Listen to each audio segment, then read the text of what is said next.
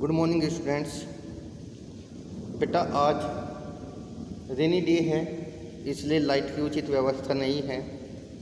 ठीक है, तो ब्लैक बोर्ड पर आज ब्लैक बोर्ड से स्टडी नहीं हो पाएगी।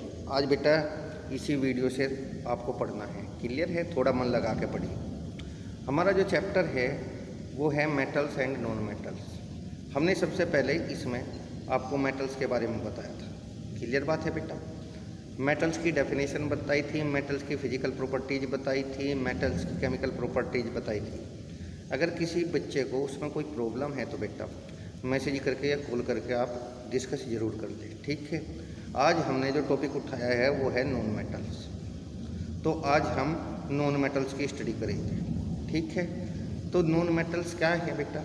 क्योंकि सबसे पहले ये समझना होगा कि जिस प्रकार से मेटल्स भी एलिमेंट ही है, इसी प्रकार से नॉन मेटल्स भी एलिमेंट है। क्लियर बात है बेटा? तो हम पढ़ रहे बेटा आज नॉन मेटल्स। नॉन मेटल्स जैसे oxygen, nitrogen, carbon, sulphur, iodine, helium, neon, argon, krypton, fluorine, chlorine, bromine, iodine, these are non metals.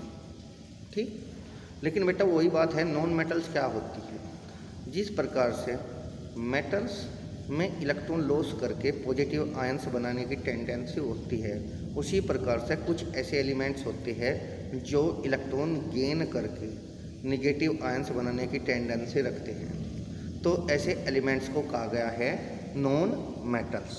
Clear बात है बेटा? नॉन मेटल्स की जो आउटर मोस्ट सेल या वैलेंस सेल है उसमें नंबर ऑफ इलेक्ट्रॉन्स 4, 5, 6, 7, 8 होते हैं। क्लियर बात है? तो आप इलेक्ट्रॉनिक कॉन्फ़िगरेशन के बेस पर नॉन मेटल्स का पता कैसे करोगे कि जो नॉन मेटल्स होती हैं उनकी वैलेंस या आउटर मोस्ट सेल में जो नंबर ऑफ इलेक्ट्रॉन्स होते हैं वे 4, 5, 6, 7, 8 यानी कि 4 to 8 होती है। क्लियर बात है?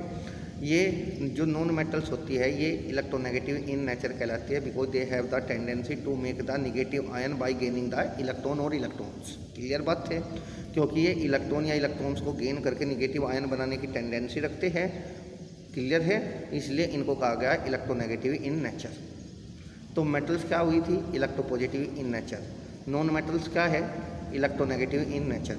मेटल्स की आइडेंटिफिकेशन इलेक्ट्रॉनिक कॉन्फ़िगरेशन के बेस पर कैसे करोगे? जब किसी के आउटर मोस्ट सेल में 1, 2 या 3 इलेक्ट्रॉन्स होते हैं वो बेसिकली मेटल्स होते हैं।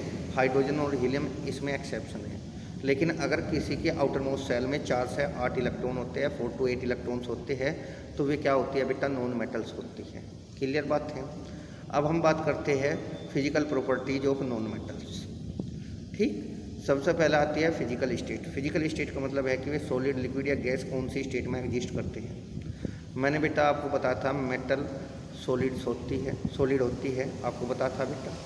लेकिन एक ऐसी मेटल थी जो लिक्विड स्टेट में एग्जिस्ट करती है, उसका नाम था मरकरी। लेकिन बेटा जो नॉन मेटल्स है वे सॉलिड, लिक्विड और गैसेस तीनों स्टेट्स में पाई जाएगी। क्लियर है? लेकिन mostly non metals gases state में पाई जाती है। क्लियर है? ब्रोमीन एक नॉन मेटल है जो लिक्विड स्टेट में पाई जाती है। फास्फोरस, सल्फर ये ऐसी नॉन मेटल्स है बेटा जो सॉलिड स्टेट में एग्जिस्ट करती है।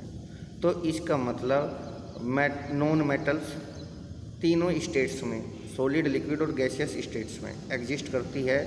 यूजुअली ये गैसियस स्टेट में एग्जिस्ट करती है, लेकिन ये सॉलिड भी हो सकती है, लिक्विड भी हो सकती है। अगर कोई आपसे पूछने लगे कि एक लिक्विड नॉन मेटल का नाम बताइए तो वो है ब्रोमीन। क्लियर है बेटा? सॉलिड नॉन मेटल्स कौन सी हुई आपकी? Phosphorus, sulphur. क्लियर है? ये अगला है बेटा, इनकी जो नेक्स्ट फिजिकल प्रॉपर्टी है वो है नॉन लस्टरस, यानी कि इनमें जो सरफेस होती है वो शाइनिंग नहीं होती। यानी कि जो नॉन मेटल्स होते हैं उनकी सरफेस शाइनिंग नहीं होती, यानी कि वे नॉन लस्टरस होती है। लेकिन बेटा इसके कुछ एक्सेप्शन भी है। एक्सेप्शन क्या होते हैं बेटा? जो रूल्स को फॉलो नहीं करते उनको क्या कहा गया है? एक्सेप्शन। जैसे diamond, graphite and iodine, these are considered as the non metals but these are lustrous, क्योंकि इनमें शाइनिंग, एक स्पेशल शाइनिंग होती है। तो बेसिकली या यूजुअली जो नॉन मेटल्स है वे नॉन लस्टरस होते हैं, यानी कि उनमें चमक नहीं होगी। लेकिन इसके भी कुछ एक्सेप्शन हैं, जैसे डायमंड, ग्रेफाइट, आयोडीन। क्लियर है। ये वे नॉन मेटल्स है बेटा जिनमें लश्कर पाई जाती है। हमने ये भी पढ़ा था कि जो मेटल्स होते हैं उनके बेसिकली मेल्टिंग और बॉइलिंग पॉइंट ज़्यादा होते हैं, हाई होते हैं। जो नॉन मेटल्स होते हैं यूजुअली उनके मेल्टिंग और बॉइलिंग पॉइंट लो होते हैं। लेकिन बेटा डायमंड, ग्रेफाइट ऐसी नॉन मेटल्स हैं जिनके बॉइलिंग और मेल्टिंग पॉइंट काफ़ी ज़्यादा होते हैं। तो इसका मतलब ये एक्सेप्शन हो। फिर अगला आता है बेटा poor conductors of heat.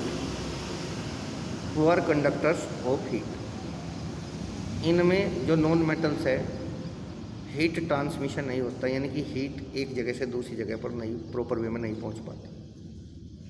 So we can say they are poor conductors of heat.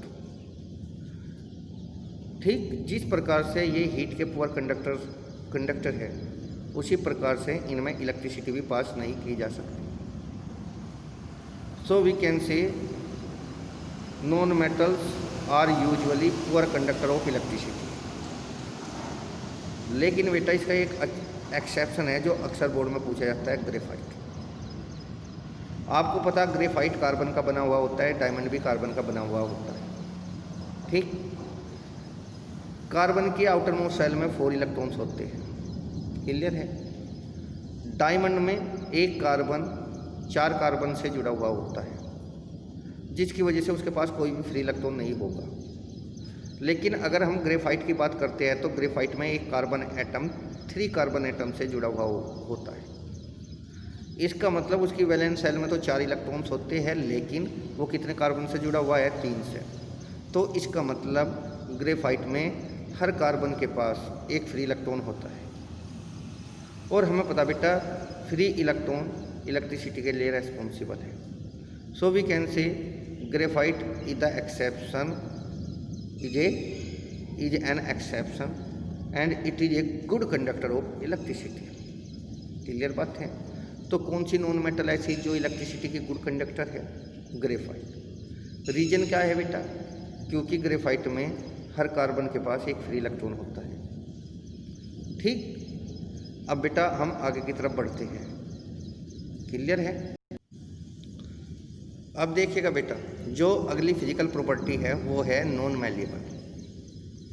हमने पढ़ा था बेटा मेटल्स को बीट करने पर वो थिन शीट में कन्वर्ट हो जाती है और मेटल की इस प्रॉपर्टी को कहते हैं मैलिएबिलिटी। लेकिन बेटा जो नॉन मेटल्स होती है वे नॉन मैलिएबल होती है, यानी कि बीट करने पर वे नहीं फैलती। अगली फिजिकल प्रॉपर्टीज है बेटा, non ductile.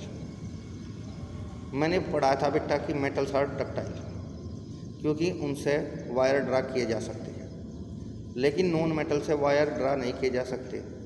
So they are non ductile in nature. फिर अगली जो प्रॉपर्टी है वो है ब्रिटल इन नेचर।